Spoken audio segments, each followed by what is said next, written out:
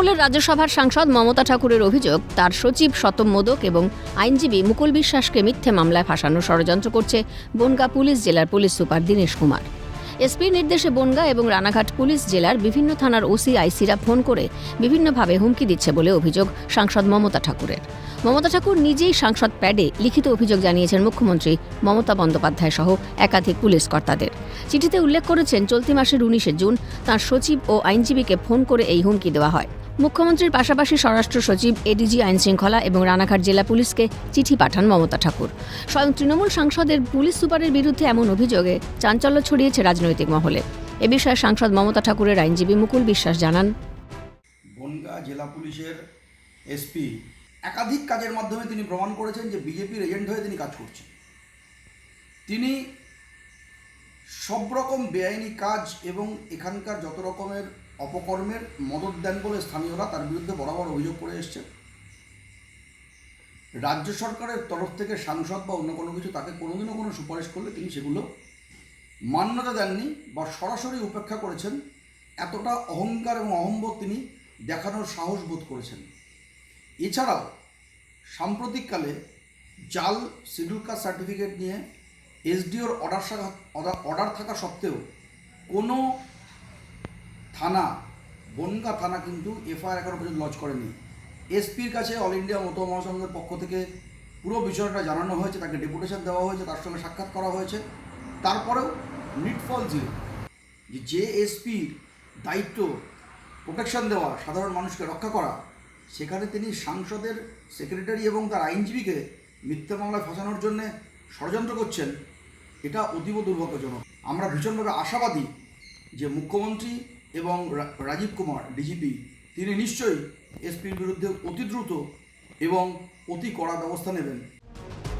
এই ঘটনার পর বনগাঁ জেলার পুলিশ সুপারের বিরুদ্ধে বেনিয়ম ও অসহযোগিতার অভিযোগ তোলা হয় মতুয়া মহাসংঘের পক্ষ থেকে।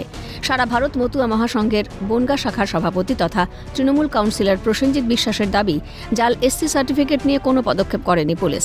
পাশাপাশি গোবরডাঙ্গায় মতুয়া মহাসংঘকে যে অপমানজনক কথা বলা হয়েছে, এই ঘটনায় এখনো পর্যন্ত বনগাঁ জেলা পুলিশ কোনো ব্যবস্থা নেয়নি। তবে আমরা দীর্ঘদিন ধরে আমরা একটা আন্দোলন করে যাচ্ছি মমতা ঠাকুরের নির্দেশে ভুয়ো এসসি সার্টিফিকেট নিয়ে। সেই শেষমেশ বিসিডাব্লিউডি এসডিওকে ডাইরেকশন দিল দুটো সার্টিফিকেট, শঙ্কর আড্ড এবং উমা ঘোষের সার্টিফিকেটটা তদন্ত করে অতি সত্বর রিপোর্ট দেওয়ার জন্য। 1 বছর আগে একবার ডাইরেকশন দিল, তাতে করেনি। লাস্ট মে মাসে বিসিডাব্লিউডি ডাইরেকশন দিল যে দুজনের সার্টিফিকেট ইমিডিয়েট তদন্ত করা হোক। তা সত্ত্বেও একজনের সার্টিফিকেট তদন্ত করে রিভোক করলো এসডিও, এবং এসডিও আইসি বনগাঁকে ডাইরেকশন দিল take necessary step.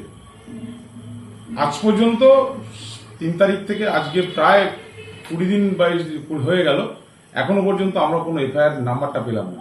Lakh lakh crore crore মানুষ যাকে মা বলে ডাকে তাকে অকথ্য ভাষায় গালিগালাজ করলো, আমরা থানায় এফআইআর করলাম এবং প্রায় 50 জায়গায় এজিটেশন হলো, যার বিরুদ্ধে এখনো পর্যন্ত আমরা সেই অভিযোগের কোনো তথ্য আমরা পাইনি। এফআইআর স্টার্ট করেছে, এরকম কোনো তথ্য আমাদেরকে দেয়নি। এটা তৃণমূলের গোষ্ঠীদ্বন্দ্বের ফল।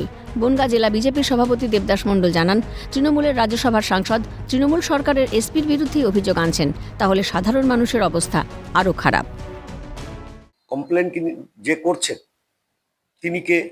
রাজ্যসভার সাংসদ। তিনি কে? বনগাঁ সাংগঠনিক জেলার তৃণমূলের চেয়ারম্যান, তৃণমূলের রাজ্যসভার সাংসদ। তিনি কার নামে করছেন? তাদের প্রশাসনের নামে, তাদের পুলিশের নামে। তাহলে সাধারণ মানুষের কি অবস্থা? কার কাছে চিঠি করেছে? স্বরাষ্ট্র দপ্তরে, স্বরাষ্ট্রমন্ত্রীকে মমতা বন্দ্যোপাধ্যায়। যে এদের নিজেদের তো একটা গোষ্ঠী দ্বন্দ্ব আছে, সেটা আপনারা নিজেরাই দেখতে পাচ্ছেন। এর আগে পার্থ ভৌমিকের নামে, তারপরে এদের যে জেলা সভাপতি আছে, এই সব তো এদের ভিতরে চলছে। যে পুলিশ সুপার যিনি আছেন, আমার সন্দেহ হচ্ছে তিনি কি গোষ্ঠীবাদীতে জড়িয়ে যাচ্ছেন, কারণ এ তো এদের ঘরের লড়াই। প্রসঙ্গত, সম্প্রতি প্রকাশ্য কর্মী সভায় ব্যারাকপুরের তৃণমূল সাংসদ পার্থ ভৌমিকের বিরুদ্ধে ক্ষোভ উগরে দিয়েছিলেন মমতা ঠাকুর। এখতিয়ার নিয়ে প্রশ্ন তুলে বলেছিলেন, এই জেলায় চাবি ঘোরানোর কে পার্থ ভৌমিক? পার্থ ভৌমিক যে মিটিংয়ে থাকবেন সেখানে তিনি যাবেন না, জানিয়ে রাজনীতিতে শোরগোল পড়েছিল।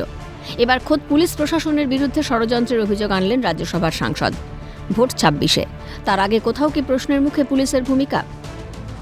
বনগাঁ থেকে জ্যোতির্ময় চক্রবর্তীর রিপোর্ট, ক্যালকাটা নিউজ।